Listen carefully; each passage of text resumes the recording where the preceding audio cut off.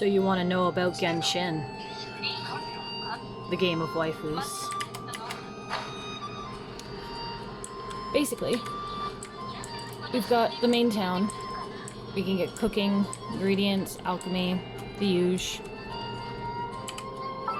Where the game slaps, fuck all the gameplay, where the game slaps, the waifus. And before you say anything, yes, this is in Japanese with English subtitles. I don't want to hear it. Anyways, I have not spent any money in this game because I'm cheap as fuck. But anyways, look how many waifus I can get. It's not that bad, considering the fact that just to grind the experience to upgrade them, it's pretty bad. Like, I've been putting a few hours every day into it, and I'm just trying to keep everybody at level 40 before I keep going. So I've got plenty to do. Everybody's got their own weapon class. You've got the heavy sluggers, you've got the quickie ones, you've got magic users, and my waifu. You've got archers, stuff like that. Everybody's got artifacts, so they each get a hat, a cup, a feather, a watch, and a hourglass or flower, sorry. And each of those are your modifiers, and you can upgrade these individually. Lots of stuff. This, haven't unlocked any of it. Been playing for months. I'm not even at this part of the content yet, but I'm getting there. Talents are your attacks, so every kind of attack that you have in game. You've got your hold click, your spammy one. This one respawns with time, and over time you will start to build up this meter, which I'll go fill later. Nobody has. But the part that we like about the waifus is they actually have like a really impressive storyline that you unlock the longer you play with a character. They also have like voice lines, and then in those voice lines they have information about what they think of other characters and just world building, where they grew up, which I think personally is really cute. Like, I don't even have like a third of the characters, gross, a third of the characters that are in the game. Like, my friend has, like, he has to scroll quite a bit to get through it all, but I don't want to put money into the game, so I'm really happy to just slowly work on these guys, and I get new characters all the time without even really trying. So that's fun. You get characters by what's called wishing. So there's different things that you can wish for, and they all kind of take different currency, but basically the one you care about are these primo gems. You can get these by leveling up, grinding like enemies, doing main quests, opening chests, like tons and tons on world exploration. I like to just keep it at this number in case I see something good that I have to have, because every 10 wishes that you do, you're guaranteed essentially either a really good weapon or a character. It costs about 160 per wish, but yeah. And then basically every 10 wishes guaranteed 4-star. So these will always be in the game until like the season changes, like they do a big update, but these banners are more, they change more often. So like Eula's a brand new character, they just came out with her, and then the other characters that have a chance higher than the rest of them, they're ones that have already been rolled before. So like she came out a few months ago, and then a few months before that, and then a few months before that. So you've always got a chance to get pretty much all of the characters. And then, for example, like I've got Diona, I got her from one of the events that they host just for fun. Wrong one. There we go, there's the button. So every week or so they've got a new event where you've got to do something or another. So they'll let you try out new characters and you get rewards. This is what you level up your characters with. Here's 20 primo gems just for playing as Eula through a round, like stuff like that. They've got this thing, I'm sure. But so this is the map. This is the starting area, this little green spot. This is the boss territory for the first quest that you do, essentially. I can't even go here yet, it's too much. And then there's this whole other fucking province, and I haven't even unlocked all my map yet, because I'm only world 3, I believe, and I've only explored about 57% of the world. But yeah, you can zoom in, there's little teleport stations everywhere. Here's like one of the bosses that you can face. You can grind material to upgrade your characters from there with them. I've got little areas marked out for people that I'm hunting and like ingredients I'm trying to harvest. Here's like that quest with the growling thing that we saw earlier. You gotta hunt him down and it's a boss fight essentially. So let's go here. Basically, it's really easy if you're patient. If you're willing to just play the game because it's a fun grind and not because you want to get ahead, I don't see why like you would fall too bad of a victim towards the kind of gambling aspect, because although you're guaranteed that 4-star or 5-star character when you roll 10 wishes, it can be any character. So even a character that you've had before, you can get that character again. But what I like about that is you can actually use it to I think you get one of these, and that unlocks whatever this attack is. So it's, you still get something out of it. So then there's areas where there's land specific food everywhere you go. So you can like, I don't know, there's a lot of cooking recipes and stuff like that. Like food is really actually useful in this game. So everything, I make a lot of food and I collect a lot of items just because I find that fun to do. But like here's just a taste of items you can collect. And you've got the capacity of like 2,000. So like you can collect a lot of stuff because everything's got its own inventory too. So just quest items. There is a housing option now in the game, but I'm not even there yet. So I haven't even seen that aspect, but that's new. Here's all the artifacts. The other cool thing is that you get these when you open chests and defeat enemies and stuff, but like say you're level 40, this is fucking useless. You can actually use this to upgrade more stuff. So like say I wanted to upgrade, these are all full, like this flower. I'll go into the enhanced section of it, and I'll go to the bottom and I'll say, oh, I've got flowers here. You can use anything, I just like to do this. But it gives me 840 experience. But that upgrades this new flower that I got, and it attracts all these stats, and everything's got something different. But if you like say you have this and it's all upgraded now, you can still get 80% of the return from that to upgrade something new if you want to like get rid of it and make a new item. So I think it's fair. Like it doesn't seem like it's all that bad, because even buying the money in the game doesn't really give you anything other than like these characters, or you can like roll for weapons or stuff like that, but it's never like, it doesn't make the game any easier. You still gotta upgrade these weapons. Like, you can't pay for that. But say you wanted to, these are the prices. The crystals go towards something. I've never done it, so I'm not the one to ask, but finally, the last thing that I like to do is called the BP, like the Battle Pass system.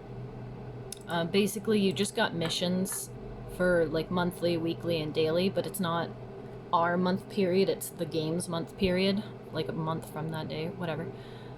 And you get XP for that, and then you upgrade this, which everything at the bottom I can't have because that costs money. That's what this is.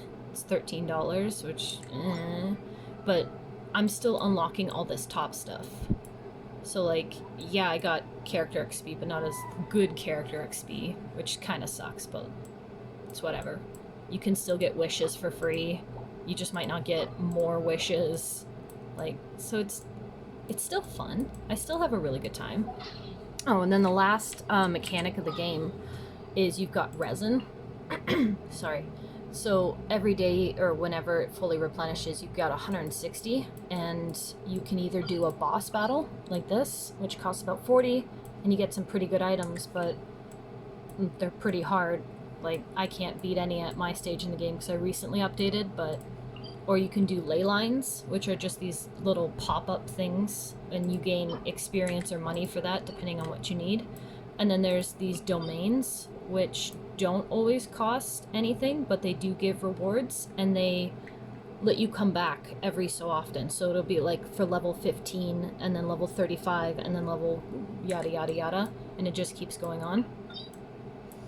But yeah, so you can go through all these, and then you can also go to these ones, which this one costs resin because this one's giving you weapon stuff. So every day there's a new weapon ascension material, because I think like every 10 weapon levels you've got to enhance it essentially, which you're using like it could be something you've collected from enemies, an item from the area like a native fruit, and then that weapon ascension material, and that's all free to grab. Like you can farm as much as you want of it. And then every day new stuff appears on the maps. There's at least 4 quests that you get assigned every morning, and then you get a reward for that, and the reward you get can always be so like you'll get, for instance, these things for rewards, but you'll get it in this form, which it kind of sucks, but you've only got to bring it to like an alchemy table, and you only need 4 of them, and then you can get this. So it's, again, not that bad. You can pay for, like in town, I think you can buy little medals, but they still only let you buy like 5, so you still don't get ahead that fast.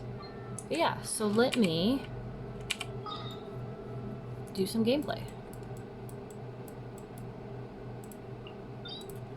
So it's kind of nice. The teleporting is pretty good for where they've put them all in the map, but you can also, when you're a higher level, you can start buying and making ones that you can just plop down where you want, and then they're just there. So like when you start at the beginning, like this is where you start at the very beginning of the game. Even this is like a beautiful path that you walk down, and just I really enjoy the exploration of the game. I'm not fighting that. I really enjoy the exploration of the game, just because there's like a Legend of Zelda Breath of the Wild kind of exploration aspect to it. So you don't exactly have Korok seeds, but you have chests pop up when you guess something right. So like sometimes in the rock country, because like this is a city built on the element of wind, or animo as they call it, so of course it's all windmills and everything, but there's a city of rock because that's one of the other elements that you can play with, and that one's got, say, like these little pillars of stone stacked on top of each other, and if you knock them down you get a chest. So it's exciting stuff like that. You gotta kind of figure it out. You can also hunt animals, because again, meat's really in this game, so you can just go to like the hunting grounds and you gotta try not to scare them away. And then there's these little shrine things. You gotta find the little glowy boy and essentially bring him here, and he'll give you a chest. There's these little palaces everywhere that you can order stuff from. You get like a key when you do something really cool in the game, like a really big quest, and that unlocks some pretty cool stuff. But again, I've gotten a few keys, so it's not that hard. But so basically a lot of this game is built on the idea of stacking the elements and creating reactions. So for instance, if I make something wet, like this guy, and then push the wrong key,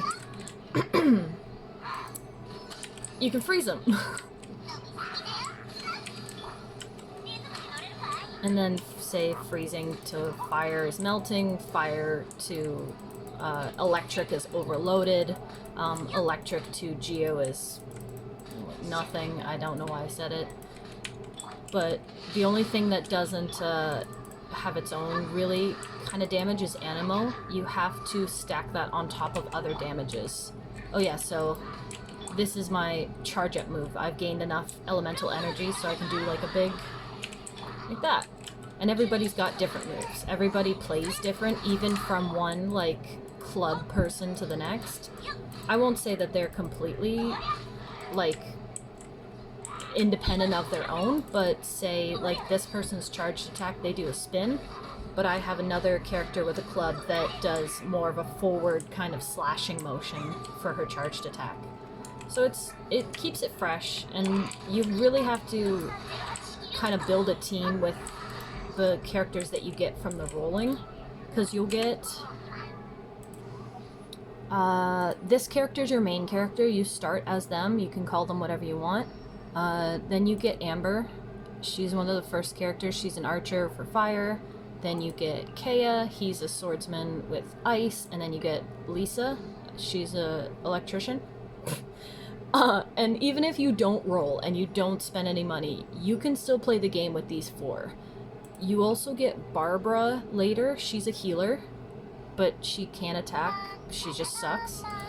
And you get Xiaoling later in the game as well, and she's a lance user. I forgot about them. So even those are just the characters that are part of the plot line that they join your team. So you have choice from the beginning, and I think that's pretty neat. Because when you... I can't do it right now, it won't let me. I'll have to defeat this guy. But you can change up your teams to whatever you want them to be. And if you combine 2 of the same element on the team, you can have an advantage in the field in some other way. So, for instance, I have what I call a scouting team, because I like to explore a lot.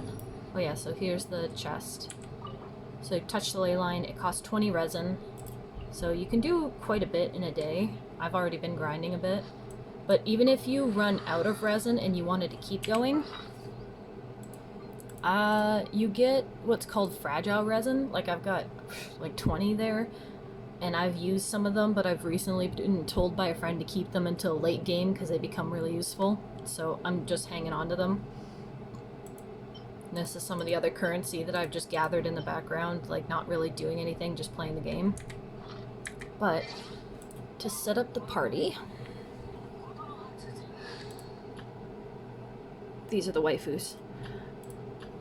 This is my scouting party. So I've got somebody with a club, somebody with an arrow, because you can aim. This is the only character you can aim with.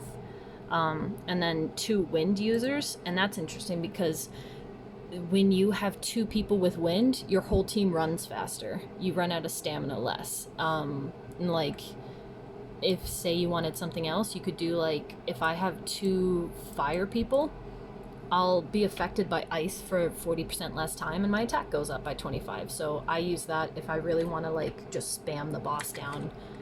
Or I'll use like electric, because electric will generate element particles faster, so you'll get more charged attacks, like the big these things.